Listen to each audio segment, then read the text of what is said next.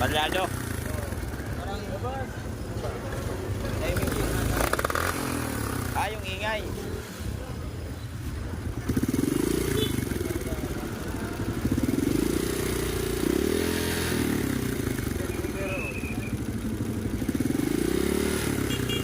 Itong maingay na ito na yung taguktok, sa ano yan, sa primary clutch yan. Or sa tinatawag na secondary clutch. Pero itong matagiktik, maaaring sa tune up lang or timing chain yan. Pero kadalasan dito, kaya naman to sa tune up kung hindi maluwag ang timing chain. Kasi hindi naman siya sumasabay sa hindi naman siya nawawala eh.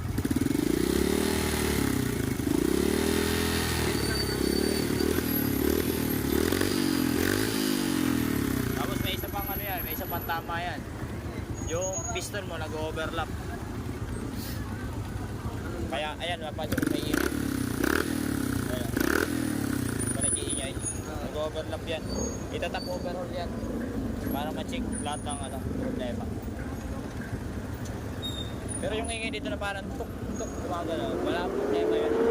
Dito lang yun? Ito kasi madalas talaga yan nangyayari sa mga wave. 100, 125, madalas nangyayari yan. Dito Wave. tumatagiktik yan. Ano yan? Ito tagiktik, possible na tune up lang. Tune up pa nga. Pasok natin. Dito tayo, magtuturo tayo dito ng pagta-timing. Wala, ayun. Ayun ako muna. Itulak mo yung ilagay mo yung tornilyo. Tapos tulak mo. Yun. Sa pagta-timing natin mga master, ganito lang yan. Wala tayo disheating socket na mahaba kung meron kayo. Yan. Iikutin natin ito ng dalawa. Isang ikot. Paharap. Yan. Yan. Dalawang ikot. Yan. Paggalawin muna natin yan. Tapos isa pang galaw niyan para sigurado na naka-top dead center talaga. Yan. Paggalaw niyan, aangat. Yan. Pag angat, silip tayo dito sa timing. Yan.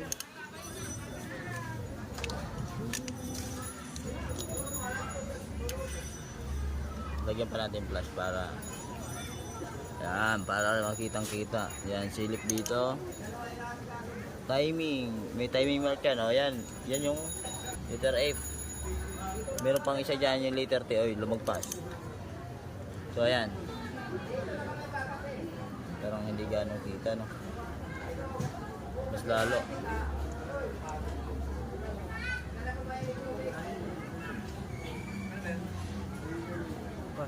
Ayan. So, ayan yung letter T.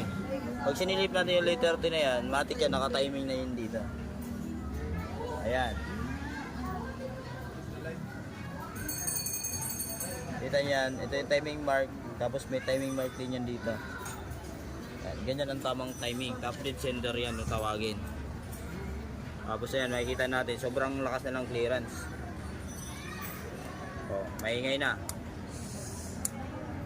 Ang adjust ko dito ng clearance, kadalasan dito 5 size, di ba? Pero ang ginagawa ko dito, 4-5 lang.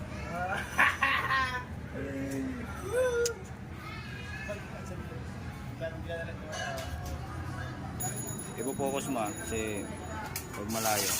Video.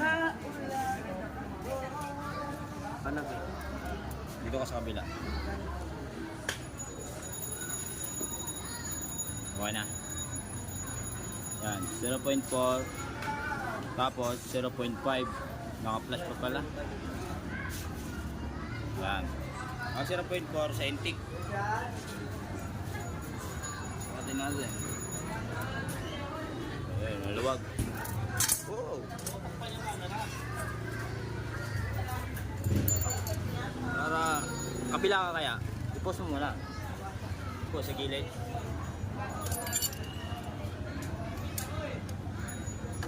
Yan.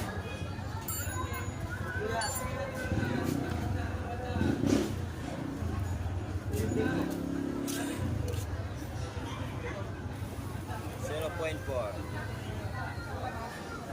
ayan. Mapansin nyo, sobrang luwag talaga yan, insan.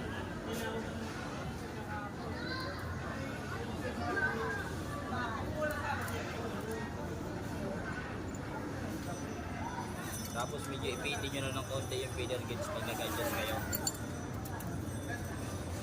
Para sure na nakasukat talaga.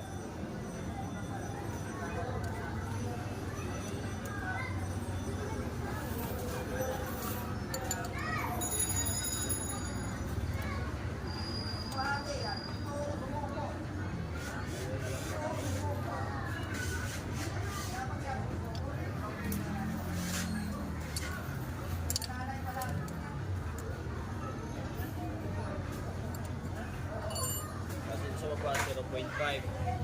Yun sa taas ko. 0.4. 0.05 ang baba. Ilalim pa. Ang baba 0.5 to. Ganyan lang naman mag-valve ay ilang tapos yung timing. Oo.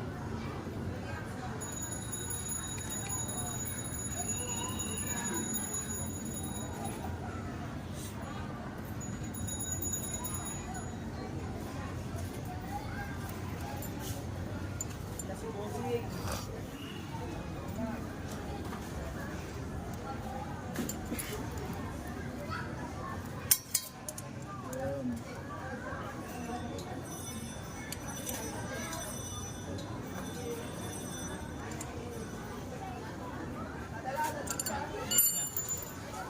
So, check natin timing chain. Okay naman yung timing chain, walang problema.